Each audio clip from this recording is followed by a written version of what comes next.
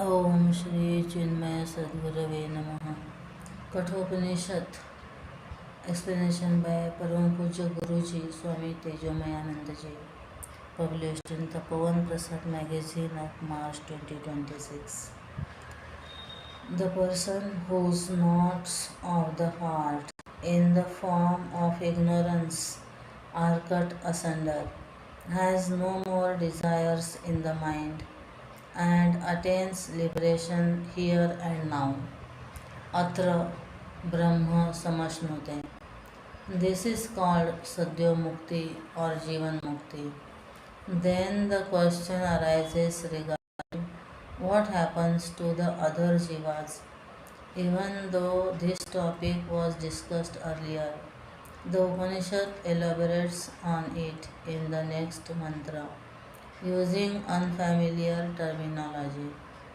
शतञ्चैकाश्चहृदयस्य नाड्यास्तासां मूर्धानवनमभिनिसृतैका तयोर्ध्वमायन्नमृतत्वमेति विश्वमन्या उत्क्रमणे भवन्ति.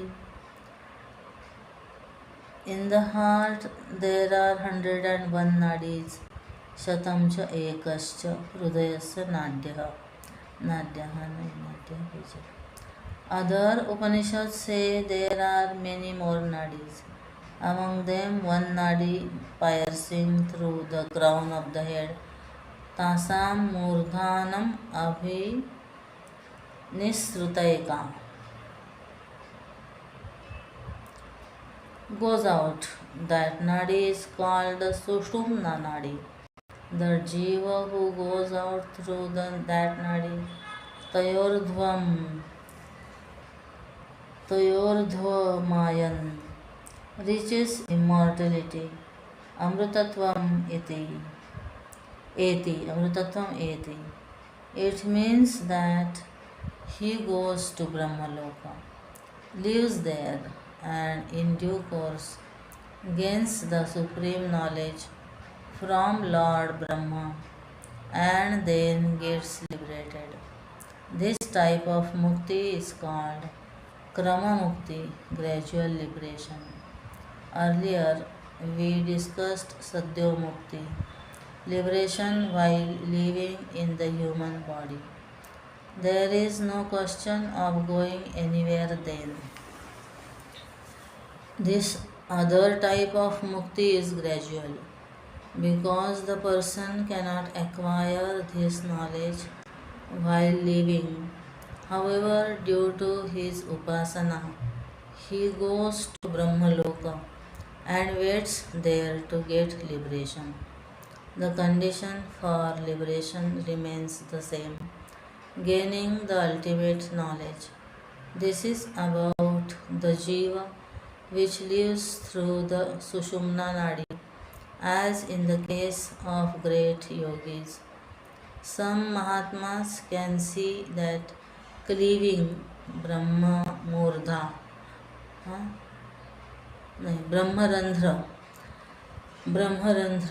but they cannot see the jiva that lives. The other nadis take us to various places. Vishwanganya Utkramane Bhavanti. They become the cause for taking the jiva to different places. Let us see the word nadi. In the practice of Ayurveda, pulse is called nadi. The different veins in the body are also called nadi. But here, in this context, nadi stands for a gate from where the jiva leaves the body. In short, the nadis are departure gates for the jiva. The jiva has to go from the body in some way.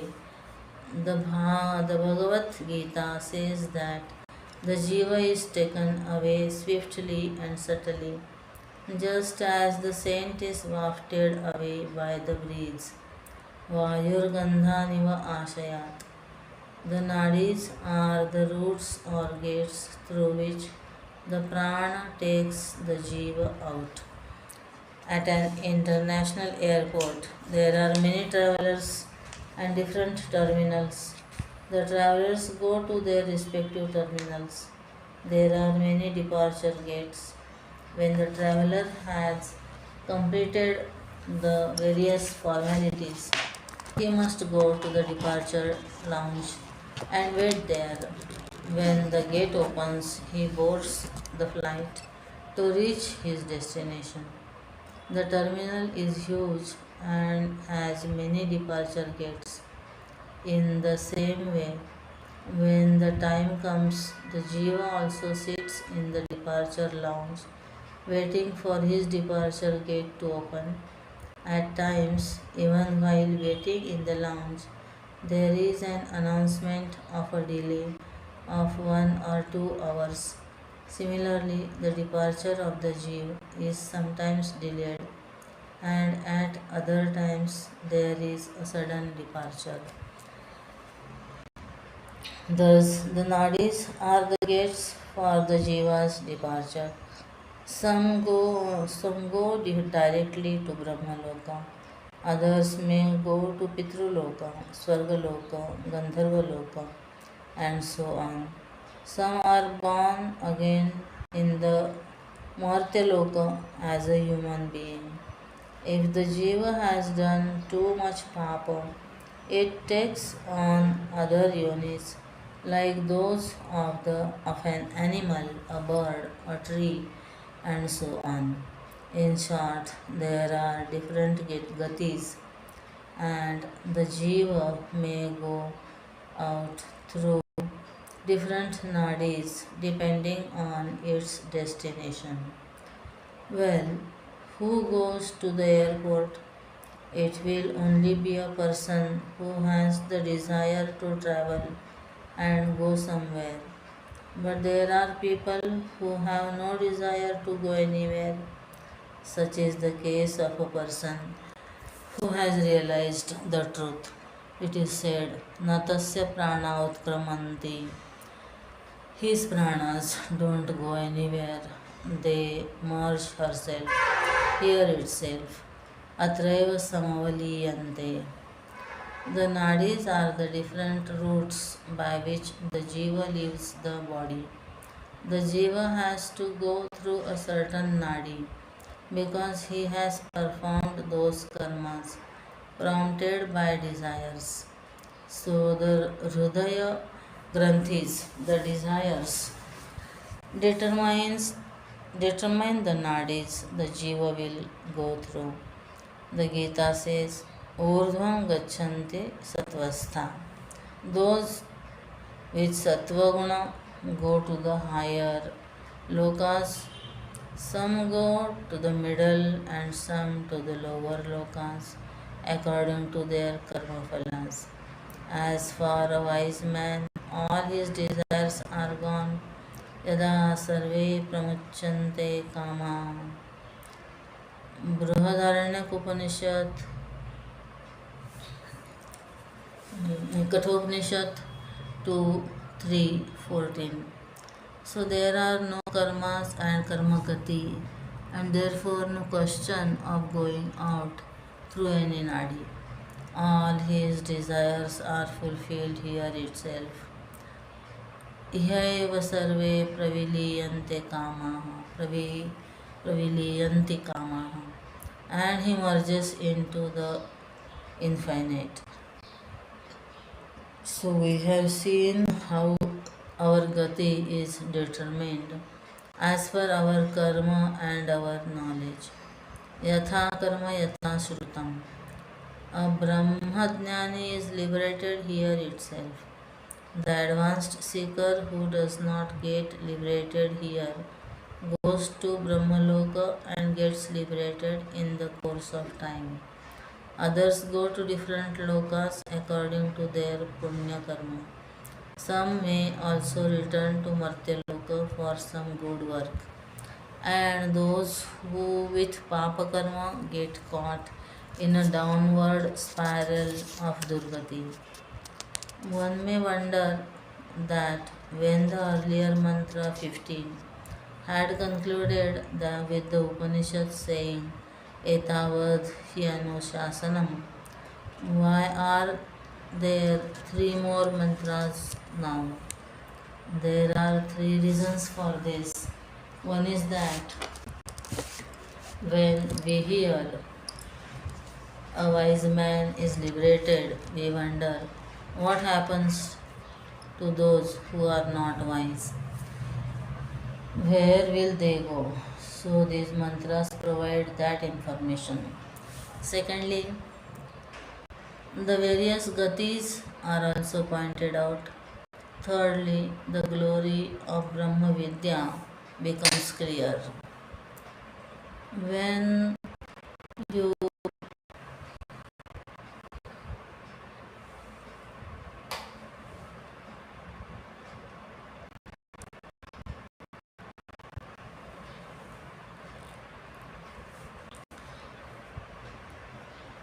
compare the result of Brahma Vidya with the results of the variety of other karmas and upasanas, naturally the glory of Brahma Vidya shines forth.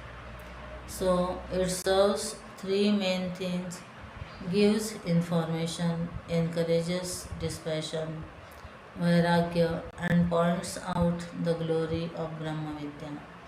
We have seen the nadis in the context of the departure of the jivas, but the jivas arrive in the body also through the nadis. However, Yamaraja does not want us to forget the main theme of the Upanishad, and so in the next mantra he says, अंगुष्ठमात्रः पुरुषोऽन्तरात्मा सदा जनानां हृदये सन्निविष्टः तं स्वाच्छरीरात् प्रवृहेन्मुञ्जादिवेशीकां धैर्येण तं विद्याच्छुक्रममृतं तं विद्याच्छुक्रममृतम् इति 17. We have already seen the meaning of Angushta Matra Purusha, Antaratma, the inner self, who is not only of the size of the thumb but is Purna Paramatma. He is always there in the hearts of all beings. Sada Jananam Hridaye Sannivishtaha. Understand that Paramatma Tattva to be the bright, immortal, pure consciousness. Tam Vidyat Shukram Amrutam. This is mentioned twice to denote the conclusion of the Upanishad. However, there is a middle line which tells us how to realize this Purusha with another example. The Atma Tattva has seemingly got entangled in this body. The Prana, Sthula Tattva, Sharira and Sukshma Sharira. Separate it from all these. Tam Svat Sharirat Pravruheta. Do it by using Atma Anatma Vivek carefully, like separating the sweet central core of the grass by removing the rough outer blades of grass around it. Munjat iva ishikam. Ishikam. The Ananda Atma seems to be covered by with the Panchakoshas, the layers of body, mind, senses, and so on. One has to remove them with great care and patience. To remove the layers of the grass and get at the sweet core, special skill is required. We can cut our fingers and lose the core if we are careless. The word dharyana is particularly important. It means great patience. To attain the Anandatma, we need to have Viveka Vairagya, indefatigable patience and consistent effort. Now we come to the very last mantra of this Upanishad. मृत्युप्रोक्तां नाचिकेतोऽथ लब्ध्वा विद्यामेतां योगविधिं च कृत्स्नम् ब्रह्म प्राप्तो विरजोऽभूद्विमृत्योरन्योऽप्येयं यो विदध्यात्ममेव 18. This Vidya was taught by Bhagavan Yamaraja, Mrityu Prokta, and Nachiketa got it. Nachiketotha Labdhva. The direct knowledge was given along with the many means to attain it. Vidya metam yoga vidhim chakutsnam, using different metaphors like that of the chariot. Thus, the text points out the sadhana and the phalam. This is called yoga vidhi. It is given out in its entirety, krutznam purnam, without holding anything back. Thus, Nachiketa realizes his Brahma Swarupa, Brahma Praptah, and becomes free from the fear of death. Viraja Abhut Vimrityu, free from avidya, kamana, and karma. Vimrityu indicates that he is abhayaha, he is muktaha. He becomes ajivan mukta or sadhya mukta and later attains videha mukti. The term virajaha means free from rajas, extremely pure. We may feel that Nachiketa got it, but what about us? So it is stated that any other person who tries to become like Nachiketa comes to know this as well. Anyo pyevam yo vet adhyatmam eva. He can also get the spiritual knowledge and be liberated. This gives a great assurance to the students of Kathopanishad. The text concludes with the Shanti part, which we are all familiar with. However, what Bhagavan Shankaracharya has said about it in the Bhashya melts our heart.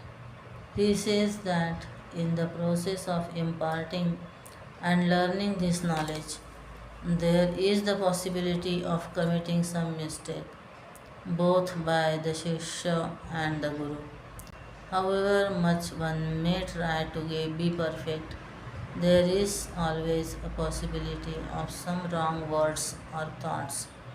For its prashamanam, this Shanti mantra is given. Om Sahana Vavatu Sahana Bhunaktu Saha Viryam Karavavahai Tejasvinavaditamastu Ma Vidvishavahai. Om Shanti Shanti Shanti. Invoking all round peace, we pray that the Lord may protect us both, the Guru and the Shishya. Always let our learning be bright. May we not have any misunderstandings between us.